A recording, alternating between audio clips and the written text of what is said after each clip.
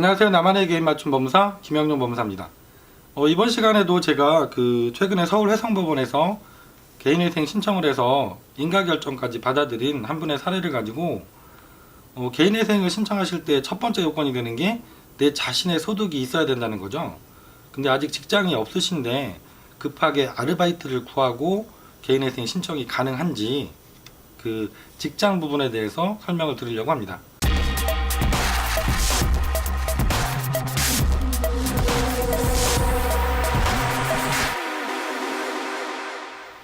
이분의 기본적인 사항은 20대 후반의 여자분이셨고요.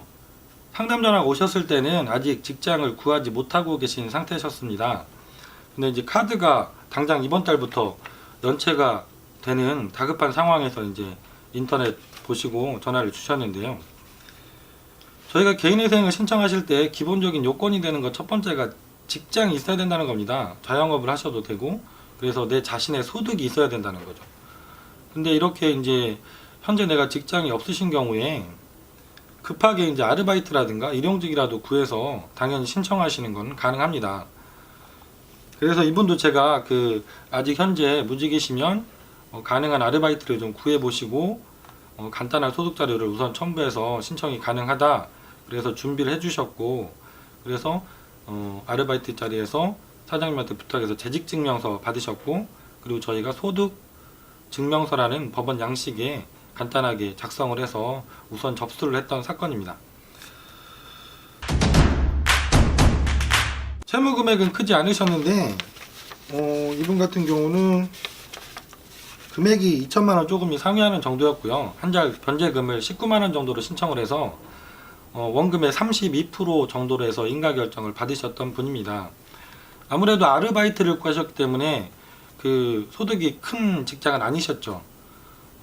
그래서 변제금도 좀 상당히 낮은 수준으로 결정을 받았던 사례인데요.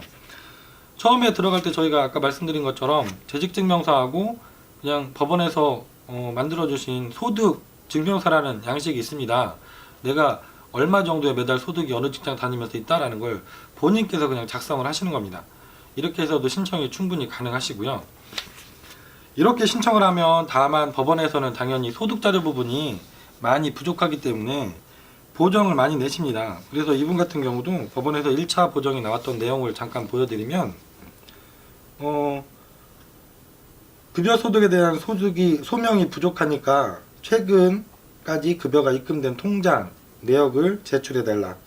그리고 앞으로 최소 3개월 급여를 통장으로 입금받고 그 입금 내역이 나타나는 통장 내역을 함께 제출해달라, 이렇게 보정을 하셨죠.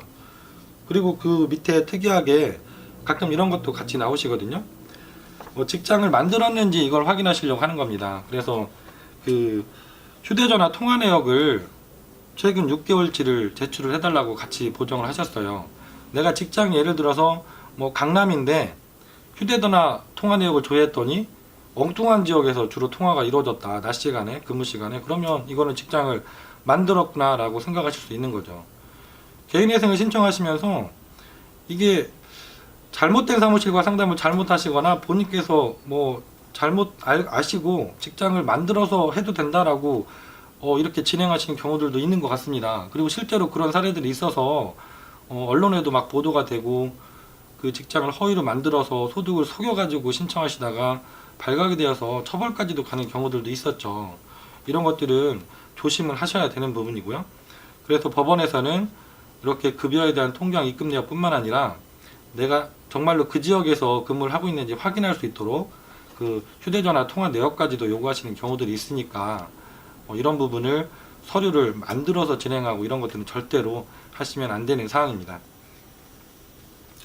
오늘은 제가 개인회생을 진행하시면서 당장 내가 아직 취업을 못해서 직장이 없는데 카드는 이번 달부터 연체가 들어가게 된 상황이고, 이 다급하신 분들이 아르바이트라도 직장을 구하시면 취업 첫날부터라도 이렇게 소득자료를 간단하게 준비해서 우선 접수를 하시고 금지명령을 받고 최종적으로 보정을 통해서 급여 통장 내역 등을 제출하시고 인가결정까지 충분히 받으실 수 있다는 사례를 가지고 말씀을 드렸습니다. 개인회생을 지금 내가 신청해야 될지 정말 다급한 상황이 돼서 고민이신 분들이 많으십니다. 김영룡 법무사에게 전화 주시면 본인의 사정에 따라서 구체적으로 어떻게 준비를 하시면 되고 최종적으로 어떤 절차를 거쳐서 인가결정까지 받으실 수 있는지 제가 친절하게 다 상담을 드리도록 하겠습니다. 김영룡 법무사였습니다. 감사합니다.